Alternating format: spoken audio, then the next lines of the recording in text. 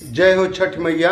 छठ मैया के पावन पवित्र महापर्व पर मैं पूर्व इंस्पेक्टर गणेश सर सभी देशवासियों को मैं नमन बंदन चंदन के साथ में अभिनंदन करता हूँ।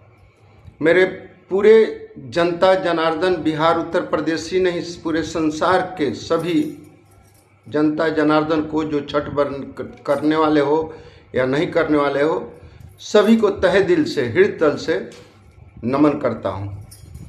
चलते हैं छठ व्रत के बारे में आज कुछ जानकारियाँ अनुभव के अनुसार, इसलिए कि मैंने 10-12 साल लगभग एसडीआरएफ के इंस्पेक्टर रहे, तो इसलिए मुझे अवगत हैं और केस स्टडी हैं कि किस तरह से सुरक्षित छठ किया जा सकता है। बातों पर बिल्कुल गौर करके ध्यान देना और वीडियो को देखना और शेयर जरूर करना जिससे कि दूसरा भी लाभान्वित हो जाए। पहला 2-4 पॉइंट आप जान जाएंगे तो कोई घटना नहीं होगी, नहीं तो घटना होना एकदम जान की अनुकूल बन जाता है। तो पहला बात है कि यदि आप छठ घाट पर गए हो तो भगवान का पूजन पाठन करें, लेकिन कमर भर पानी में स्नान ध्यान पूजन पाठन करें, पहली बात।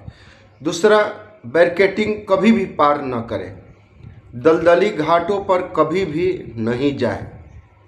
तीसरा, पटाखा कभी भी नहीं छोड़े और बच्चों को हाथ कभी नहीं छोड़े।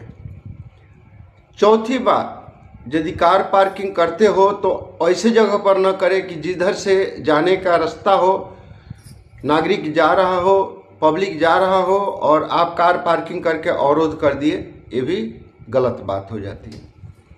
सबसे बड़ी घटनाएं कब होती है?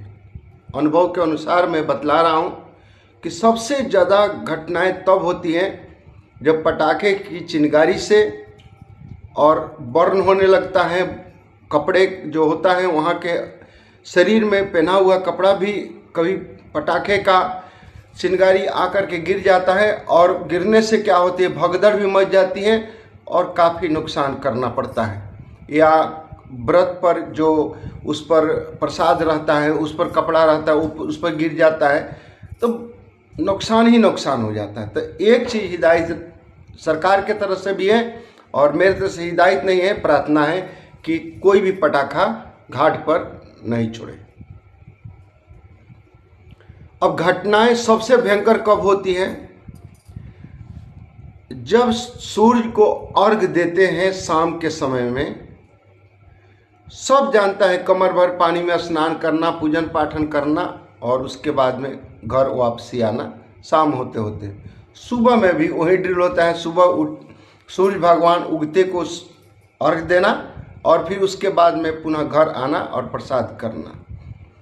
प्रसाद ग्रहण करने के बाद में कुछ लड़के, अनुभव के अनुसार बतला रहा हूँ, एकदम 100% सत्य बात है कि घर से प्रसाद खा करके लड़के गंगा स्नान, नदी स्नान, तालाब स्नान में चले जाते हैं और वहीं पर चूक होती है और वहीं पर घटनाएं हो जाती हैं और वहीं पर बच्चों को हादसे हो जाता है और मृत्यु तक भी हो जाती है। फिर कोहराम मच जाता है उस घर में। तो ऐसे कभी भी गार्जियन को मैं यहाँ से हिदायत दे रहा हूँ, अपील भी कर रहा हूँ और प्रार्थना भी कर रहा हूँ कि छठ करने के बाद में बच्चों को फिर पुनः स्नान करने के लिए नहीं जाने दें, नहीं तो कोई ना कोई घटना होकर के ही रहेगी। बहुत सारे चीज़ें अनुभव करने के बाद में मैं बतला रहा हूँ कि जितने भी छठ के समय मृत्यु दर नहीं होती है उसके उपरांत मृत्यु दर होती है। तो नमस्कार, इस ज्ञान को, बातें को आप लोग याद रखना कि छठ घर पर आने के बाद में प्रसाद ग्रहण करने के बाद में बच्चों को फिर स्नान करने के लिए नहीं जाने दे, चाहे कितना भी बच्चा जिद करे। यदि अपनी बच्चे को जान सलामती चाहते हो तो कभी दोबारा स्नान करने के लिए नहीं जाने दे। बहुत बहुत धन्यवाद। छठ मैया की जय। सबको छठ मैया कृपा बनी रहे और इस संतान के लिए, सुखमय के लिए छठ व्रत किया जाता है। जय हो छठ मैया। जय हिंद, जय भारत।